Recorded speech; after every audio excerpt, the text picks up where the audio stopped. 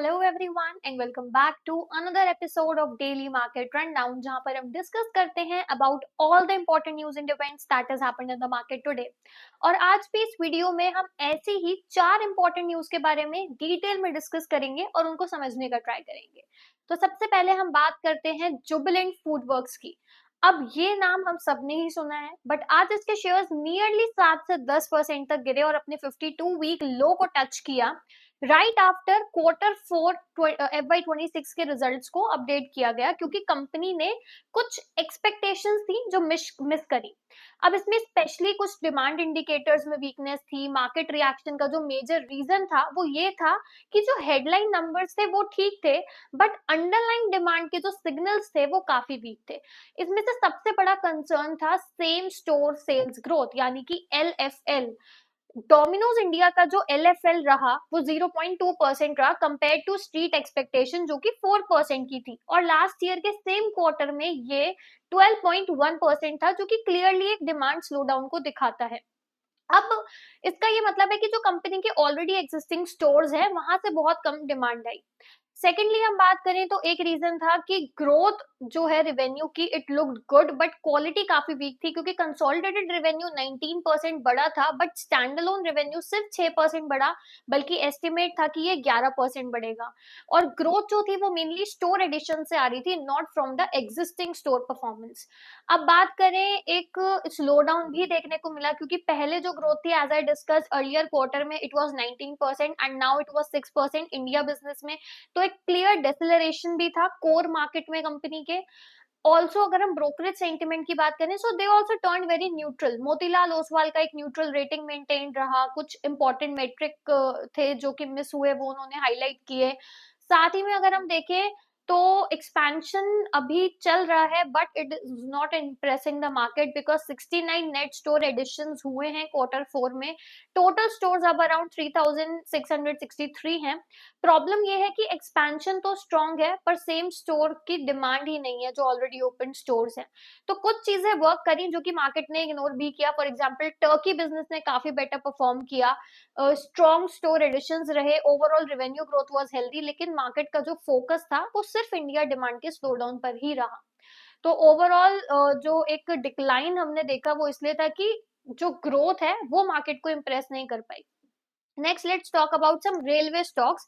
अब आज कुछ रेलवे स्टॉक्स जो रेलवे लिंक्ड स्टॉक्स हैं basically like Kernex, HBL, RailTel corporation of India, KEC international, इन सब में काफी स्ट्रॉन्ग बाइंग देखने को मिली एक मेजर पॉलिसी ट्रिगर की वजह से, जो था 1364 करोड़ का रेलवे प्रोजेक्ट्स का अप्रूवल।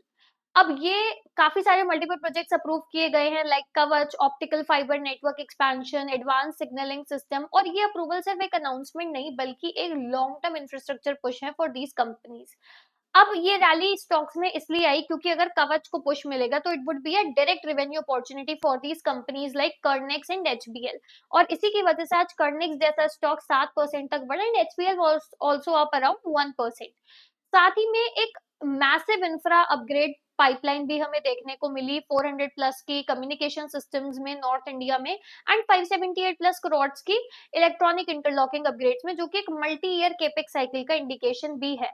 साथ में ऑर्डर बुक विजिबिलिटी काफी स्ट्रॉन्ग रही कंपनीज के लिए एंड प्लेयर्स काफी लिमिटेड हैं इस एरिया में। फॉर एग्जांपल कवच के लिए जो अप्रूव्ड वेंडर्स हैं वो लिमिटेड है, तो एक हायर ऑपरेटिंग लेवरेज मिलेगा because competition is less, margins are better and execution visibility भी क्लियरली है। तो ओवरऑल ये जो लॉन्ग टर्म इंफ्रा थीम के साथ अलाइन किया है गवर्नमेंट के अभी जो कंपनीज का वर्किंग मॉडल, तो उसकी वजह से एक पॉजिटिव मोमेंटम हमें स्टॉक्स में देखने को मिला। अब बात करते हैं आज की नेक्स्ट न्यूज की, जहां पर हम देख सकते हैं कि कल्याण ज्वेलर्स में एक डिक्लाइन दिखा और PC ज्वेलर्स में एक गेन दिखा। दोनों कंपनीज ने Q4 के बिजनेस अपडेट्स रिलीज किए but market reaction was different. अब अगर हम डिटेल में देखें तो कल्याण ज्वेलर्स इंडिया ने फंडामेंटली एक स्ट्रॉन्ग परफॉर्मेंस दिखाया, लेकिन स्टॉक फिर भी गिरा क्योंकि मार्केट ऑलरेडी काफी कुछ प्राइस इन कर चुका था। ग्रोथ स्ट्रॉन्ग थी बट उसके बावजूद एक सरप्राइज फैक्टर नहीं था जो मार्केट एक्सपेक्ट कर रहा था, इसलिए एक प्रॉफिट बुकिंग देखने को मिली। एक्सपेक्टेशंस काफी हाई थी। Q4 का जो रेवेन्यू ग्रोथ था वो 64% रहा, फाइनेंशियल ईयर 26 का ग्रोथ 42% रहा, सेम स्टोर सेल्स ग्रोथ 45% से ज्यादा रही। बट मार्केट ने पहले ही अज्यूम कर लिया था कि इतनी स्ट्रॉन्ग परफॉर्मेंस आएगी। सो रिजल्ट ये रहा कि buy the rumour and sell the news. Secondly हम देखें तो वैल्यूएशन की अगर बात करें तो स्टॉक ऑलरेडी बहुत स्ट्रॉन्ग रैली कर चुका है और इतना हाई वैल्यूएशन के बाद इवन द गुड रिजल्ट्स नहीं पुश कर पाए स्टॉक को। साथ ही में ग्रोथ तो स्ट्रॉन्ग थी बट कुछ भी एक्स्ट्रा ऑर्डिनरी नहीं था, कुछ मेजर पॉजिटिव सरप्राइज नहीं था जो कि लोगों में एक एक्साइटमेंट जनरेट करे। अब कुछ नियर टर्म ट्रिगर्स हैं जो कि ऑलरेडी नोन है कि अक्षय तृतीया से डिमांड बढ़ेगी, वेडिंग डिमांड बढ़ेगी, तो ये सब कुछ ऑलरेडी एक्सपेक्टेड था, तो कोई फ्रेश कैटलिस्ट निकल कर नहीं आया। वही बात करें पीसी जूलर्स की, तो पीसी जूलर्स के केस में कंप्लीटली डिफरेंट रिवर्स स्टोरी थी। एक क्लियर टर्न अराउंड स्टोरी हमें दिखी जहां क्वार्टर 4 का रेवेन्यू ग्रोथ 32% था और फाइनेंशियल ईयर 26 का ग्रोथ 49% था, मतलब मार्केट जो है वो रिकवरी को प्राइस कर रहा था। डेट का एक रिडक्शन देखा जो कि बहुत बड़ा पॉजिटिव है। क्वार्टर 4 में डेट रिडक्शन अराउंड 23% रहा एंड लोअर डेट का नेचुरली मतलब होता है कि फाइनेंशियल रिस्क कम हुआ, फ्यूचर प्रॉफिटेबिलिटी बेटर होगी एंड साथ ही में कंपनी ने माइनिंग चार्ट में एंट्री करी है। एक बैकवर्ड इंटीग्रेशन सिग्नल है जो कि एक long term margin improvement potential भी कंपनी के लिए दिखाता है। अब स्टॉक पहले ही बीटन डाउन था, अब छोटी सी इंप्रूवमेंट भी स्टॉक को एक री रेटिंग दे रही है। तो एक वीक पास था पर फंडामेंटल्स इंप्रूव हुए, इसलिए एक स्ट्रॉन्ग स्टॉक रिएक्शन हमें देखने को मिला। सो ओवरऑल कल्याण ज्वेलर्स इंडिया गिरा क्योंकि रिजल्ट स्ट्रॉन्ग थे बट ऑलरेडी प्राइस इन थे, तो एक कहीं ना कहीं एक प्रॉफिट बुकिंग थी। और पीसी ज्वेलर्स उठा क्योंकि टर्न अराउंड सिग्नल्स थे, एक बैलेंस शीट इंप्रूवल का साइन था जिसकी वजह से एक फ्रेश बाइंग अट्रैक्ट हुई। अब बात करते हैं आज की लास्ट न्यूज की, जहां पर हम क्लियरली देख सकते हैं कि एयर इंडिया ने डोमेस्टिक और इंटरनेशनल फ्लाइट्स पर फ्यूल सरचार्ज इंक्रीज किया है और ये move is directly link to the cost pressure को पास ऑन करना। ये स्टेप इंडिगो के एक सिमिलर हाइक के बाद आया है and it would be effective from April 8। अब हाइक क्यों हुई है? क्योंकि obviously there are massive spike in ATF prices, jet fuel prices 114% बढ़ गए हैं। ग्लोबल जेट फ्यूल जो है वो 195 डॉलर पर बैरल हो चुका है कंपेयर टू 99 डॉलर जो कि पहले था। सबसे बड़ा ड्राइवर यही है क्योंकि फ्यूल कॉस्ट ऑलमोस्ट डबल हो गया है। क्रूड ऑयल की रैली भी एक रीजन है कहीं ना कहीं, और फ्यूल जो है वो अराउंड 40% होता है एयरलाइंस के कॉस्ट का, तो सबसे बड़ा कंपोनेंट यही है। तो इसमें एक छोटा सा राइज भी एक बहुत बड़ा मार्जिन प्रेशर कंपनी के लिए बन सकता है। साथ ही गवर्नमेंट ने सिर्फ पार्शियल पास थ्रू अलाउ किया है डोमेस्टिक रूट्स पे, तो एयरलाइंस को कुछ कॉस्ट तो एब्जॉर्ब करनी पड़ेगी और कुछ कॉस्ट पैसेंजर्स को पास करनी पड़ेगी।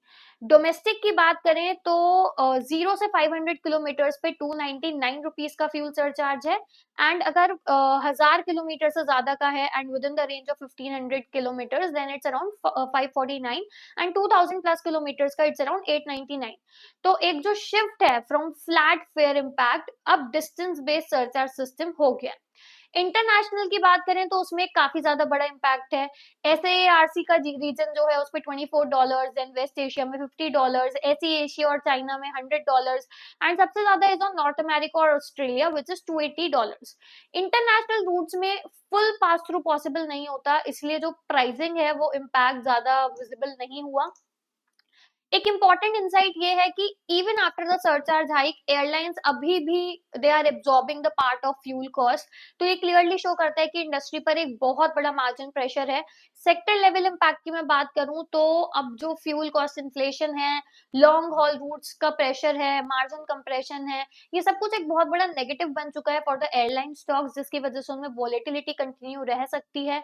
एक सरचार्ज से जो पार्शियल रिलीफ बस यही है कि now they are being able to pass on, भले ही पार्शियली। अब ये सिर्फ एयरलाइन स्पेसिफिक न्यूज नहीं है बल्कि अगर हम ब्रॉडर मैक्रो थीम पे देखें तो crude oil volatility, inflation pressure, aviation cost inflation, कहीं ना कहीं ये सब कुछ एक दूसरे से लिंक्ड है।